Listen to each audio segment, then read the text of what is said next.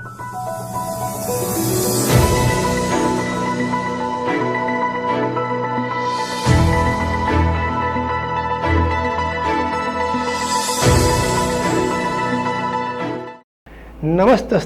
नमस्तस्ते नमस्तस्ते नमो नमः। न्यूज़ 28 के सभी दर्शकों को स्वामी श्याम ढींगरा का श्रद्धापूर्ण नमस्कार।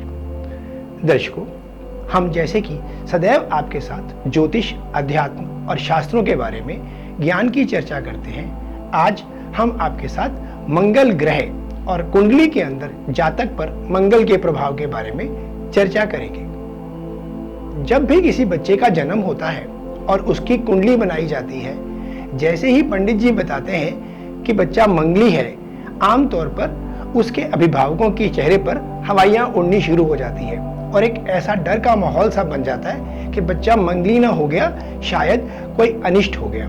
परंतु ऐसा बिल्कुल नहीं है। मंगल, जैसा कि मंगल अपने नाम से स्पष्ट करता है कि मंगल भाव को प्रभावित करता है, मंगल को दिखाता है। मांगलिक होने का मतलब यह कहीं भी नहीं होता कि आप किसी भी प्रकार से किसी अनिष्ट की संभावना को लेकर आए हैं। सबसे बड़ी बात यह है कि हर 12 लोगों में से 5 लोग मंगली होते हैं, यानी 40% लोग मंगली होते हैं।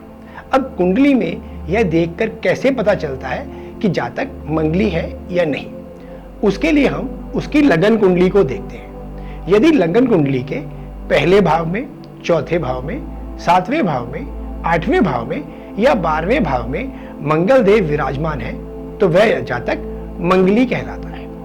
इसमें भी यह देखा जाता है कि उस ग्रह के अंदर किस ग्रह की राशि है, कौन सा नंबर है।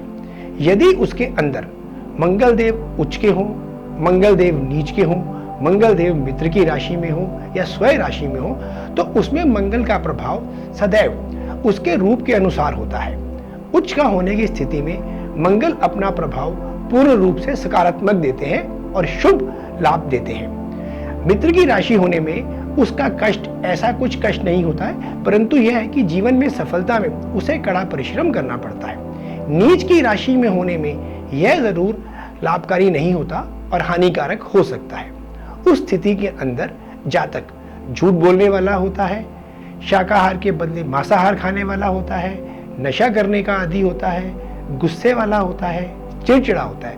परंतु यदि हम समय के अनुसार उसके इस मंगल दोष का निवारण कर ले और बच्चे में जन्म से ही संस्कार डाल दे तो उसको इन बुराइयों से बचाया जा सकता है। कुछ विद्वान और शास्त्री चंद्र कुंडली में भी मंगल की यही स्थिति होने पर उसे मंगलिक मानकर चलते हैं, परंतु चंद्र कुंडली के अनुसार मांगलिक होने पर मंगल ग्रह का प्रभाव उतना अधिक नहीं होता जितना कि लगन कुंडली के अनुसार होता है। एक मान्यता यह है कि मंगलिक जातक जो होते हैं उनके विवाह में बहुत परेशानियां आती हैं, उनका विवाह देर से होता है, उनके वैवाहिक जीवन में स्थिरता नहीं होती और विवाह अधिक समय तक चल नहीं पाता, और यदि चलता भी है तो हमेशा जीवन में कड़वाहट बनी रहती है। इसलिए कोशिश यह की जाती है कि मांगलिक जातक के विवाह हमेशा मंगलिक के साथ ही किया जाना चाहिए, परंतु हमारे शास्त्रों में उसके उपाय भी दिए गए हैं। आजकल प्रेम विवाह का चलन बहुत ही ज्यादा है। उस स्थिति के अंदर जब लड़का और लड़की आपस में मिलते हैं, ना तो उनका कोई विचार ऐसा होता है कि वो भविष्य में विवाह करने वाले हैं, और ना ही वो आपस में कुंडली को मिलाते हैं या कुंडली को देखते हैं, और देखते ही देखते दोस्ती प्रेम में और प्रेम विवाह में परिवर्तित हो जाता है। परंतु ऐसी स्थिति में यदि कुंडली में कोई मांगलिक दोष हो तो हम उसको सरलता से दूर कर सकते हैं, क्योंकि जब बच्चों में प्यार है और आपस में एक दूसरे को जानते हैं तो कुंडली का आधा काम आपस का प्यार, आपस की जान पहचान पूरा कर देती है। क्योंकि कुंडली में हम यही मिलान करते हैं कि दोनों में कितनी समानता है और कितना अंतर है। उस बारे में हम सिर्फ कुंडली देख के बताते हैं, जबकि बच्चे प्रैक्टिकल रूप से एक दूसरे को जानते हैं, एक दूसरे की आदतों को जानते हैं, एक दूसरे की स्थिति को जानते हैं। परंतु शास्त्रों के अनुसार मंगल दोष को दूर करने के लिए बहुत से सरल उपाय दिए गए हैं, जिसमें पीपल से विवाह, मटके से विवाह, राधा कृष्ण से विवाह या इस प्रकार मंगल की पूजा करके भी इस मंगल दोष से मुक्ति पाई जा सकती है।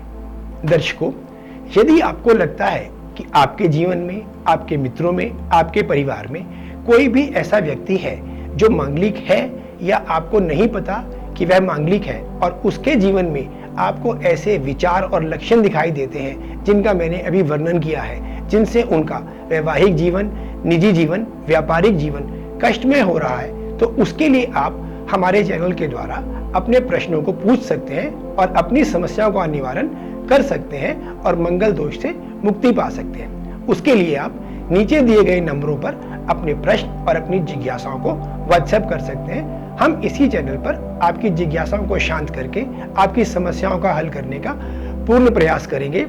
इसी आशा के साथ श्रद्धापूर्ण आप सबको नमस्कार। शुभम मंगलम, शुभम मंगलम, शुभम मंगलम।